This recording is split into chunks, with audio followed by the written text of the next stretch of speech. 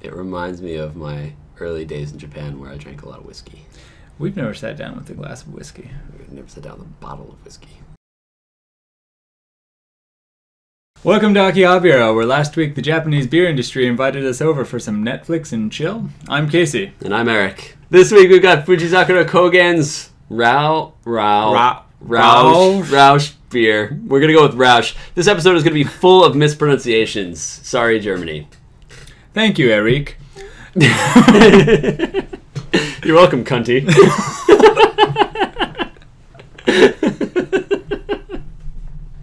There's an S in my name. Not in German. Today's beer is a recommendation from James over at Rampant Lion Reviews.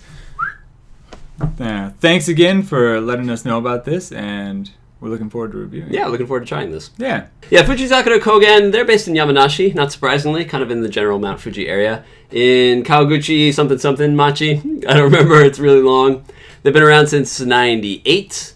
They, much like the last review we did in Japanese. I'm so sorry.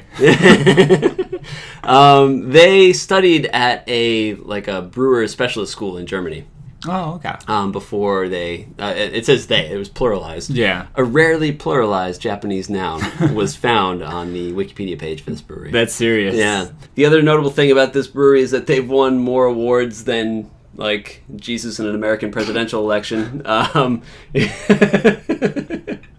It's just every year, especially this guy. Yeah, this is my first Rauch beer. I knew nothing about the style before this afternoon. Same. Rauch apparently is the German word for smoked. Okay. So this is a smoked beer. So now the game I'm going to play with you is, at what point do you introduce smoke into a beer to make it a Rauch beer? I would assume after it's entered the barrel for aging. Okay.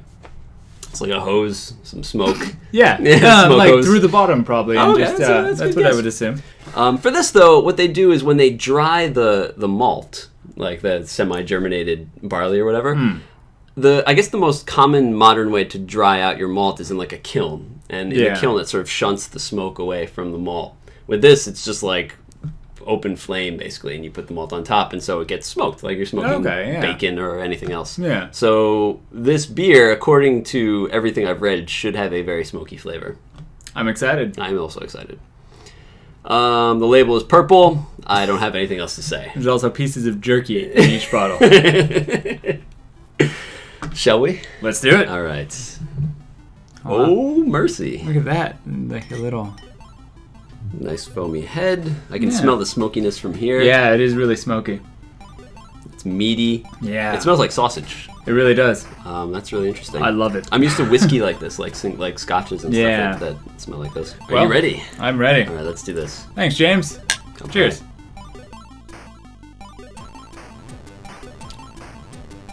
That is drinking liquid beef jerky. It is really, it's just smokiness, isn't it? Yeah. I don't know if it makes that big of a difference, but it almost seems more like a smoked fish jerky as opposed to a meat jerky.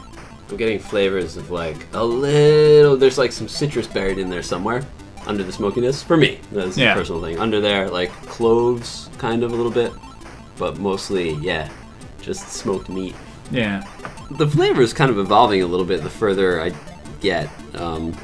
I'm getting used to the smokiness now, and it's getting a little bit sweeter. I almost feel like this is too light, and maybe that's what's confusing me. This is really smoky and peaty, but it doesn't have the kick of whiskey, and I'm only used to drinking. It doesn't have that thing that stops you from shotgunning it. Yeah, exactly.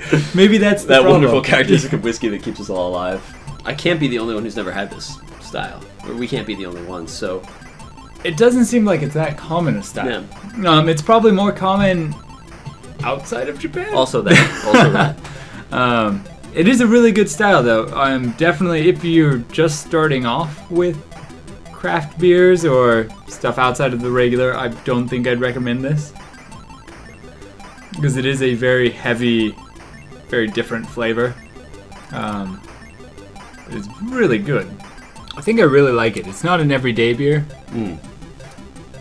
But it is a very unique and well executed flavor. I can get used to this. Yeah. I tend to like really peaty and smoky whiskeys, so this is kind of this is up my alley.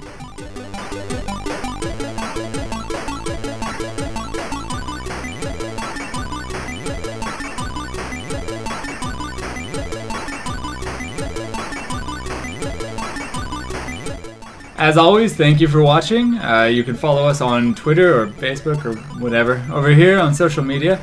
Also, as we mentioned earlier in the episode, you can check out James and Rampant Lion reviews up here in the card. Our last episode was another Japanese one, but we'll put English subtitles on it so you won't be lost. This episode was much easier to do in comparison to that one. You can watch us struggle down here. Many thanks for the recommendation, James. This is a very interesting beer. I'm looking forward to trying some more of this style. For sure.